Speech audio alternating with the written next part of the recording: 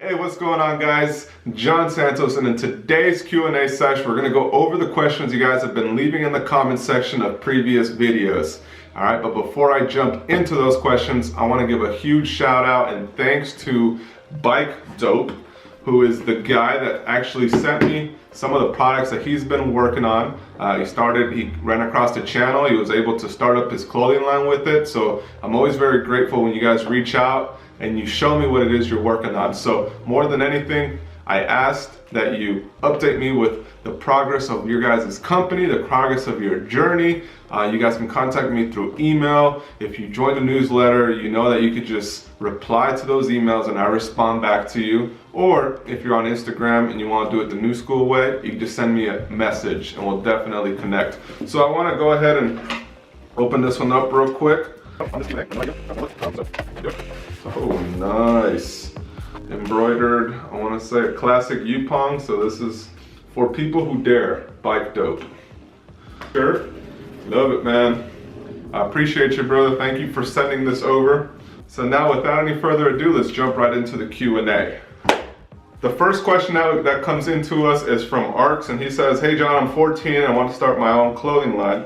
I have some prototypes of the clothes and a little budget, but I can't find stores and boutiques which match to my clothes. Where can I find some? I'd appreciate it if you can help me out." This one's an interesting one, guys. So he wants to, I'm assuming that he's starting up a clothing line that has a certain demographic and a niche, and he wants to try to sell them in there. Well, Arcs, just talking to you, man, at 14 years old, it's awesome. First of all, thank you for subscribing and being a viewer of this channel. I really appreciate everyone that's, especially the young kids, the new teens coming out there that are starting their stuff. You're taking the right approach for sure, man. And learning about the boutique side of things is amazing. So for the most part, the thing I would recommend that you do is first really narrow in on what your brand is going to be about. All right, and make sure that your designs are matching to that demographic. All right, so for instance, Bike Dope's clothing, just looking at his Instagram, he's really into the bike scene, but it's not necessarily just for bikers, but it's also for people that may live that type of lifestyle, whether it's off-roaders or, you know, people that are into the extreme sports. A bike represents a certain status. It's part of you and it's a part of your identity. So the first thing that I would recommend that you do is figure out what your brand's identity and who that market is. All right, and then create designs that connect to those people. All right, and once you start creating those designs and you start narrowing in on your demographic, you could find those boutiques that align with those same principles. All right, so right now you may not be able to find boutiques and places that match with it because the idea isn't solidified yet. So first ask yourself that question: is your idea solidified? And if it's not, dig a little bit deeper. And once you do that, you'll be able to literally, I don't know what part of the country or what part of the, whether in the US or you're international, literally start hitting up a few of those people and ask them where they shop. So some of the people that are in your demographic, ask them, okay, what boutiques do you shop at? You know, and ask them in real person, like, where do you go? You know, and then they'll be telling you the locations in the area or the cool little boutiques that they go to buy the newest stuff. All right, so ask the customer, you'll get your answer. And if you don't have anyone in your region as the customer, then you're gonna have to try to join some forums or groups that are tailored to that demographic. All right, if that makes any sense. To find the boutiques you want, you gotta start with the customers. They'll tell you where they're shopping for the newest stuff, all right? Cool, the next question that comes in is related to consignment. So this one comes in from Kevin Jones. Thanks for leaving this one. Do you have a video explaining consignment? He's looking to add products in stores, but I need to learn more about it and how to do it. All right, cool, it's a great video and I think it ties in pretty nicely. So consignment, guys, if you haven't heard of that before, consignment essentially is when a store carries your product on consignment, they pretty much carry it, they store it and they display it in their retail store, and then they pay you when it gets sold. So they don't pay you to put it in there, they pay you after it's sold. They're gonna test your product out, they're gonna try to get it sold, and then you get paid when it's sold. So to boutiques and retailers, it reduces the need to have to pay product because everybody's balancing cash flow, guys. No matter how big the company is, everyone is balancing their pocketbook to make sure that they're maximizing their investments and they're able to, you know, be precautious, especially in the world that we're in, where not so many people are shopping in live anymore. So what you have to do is you actually have to make sure that you're sending them traffic and letting people know about your product being there so they can go and buy it. And then you also got to create designs that are tailored to that boutique and to that store, so the random customers coming in there to check out their inventory are attracted to it and they buy it. All right, so it ties into the last question. You really want to align yourself with boutiques in areas that are targeted to your demographic and to that customer. It'll be a win-win situation, and you'll be able to move some inventory. And then how do you actually get this stuff started? It's, you know, we had a variety of different consignment stores here in Las Vegas when we were selling our backpacks a few years back, when we were really pushing the bags themselves, like the ciphers with the headphone pockets and like the tech accessories. We had all that stuff lined up at the revivebrandco.com site. Back when we had all that going, we wanted to put them into retailers and boutiques, and we did some consignment deals. And I'll tell you guys how we got them. We went over there and I said, yo, what's up, man? I got this stuff that I know is gonna sell real good right here. And they said, really? And I said, yeah, check this out. And literally, I find out whoever owns that boutique, go up there, talk to them, show them the product, and say, yeah, I mean, it's gonna be no risk for you. Let's throw it up here. You don't have any backpacks. And then they say, yeah, we don't have any backpacks. They threw them up and they didn't have to risk anything. And we got paid on a monthly basis. So that's pretty much how consignment works, guys. You just need to take your product and you need to sell them the reason why they need to sell it. First, I would say make sure to get the samples that you want to sell, make sure that they look good, and make sure you go in there with a pretty dope presentation.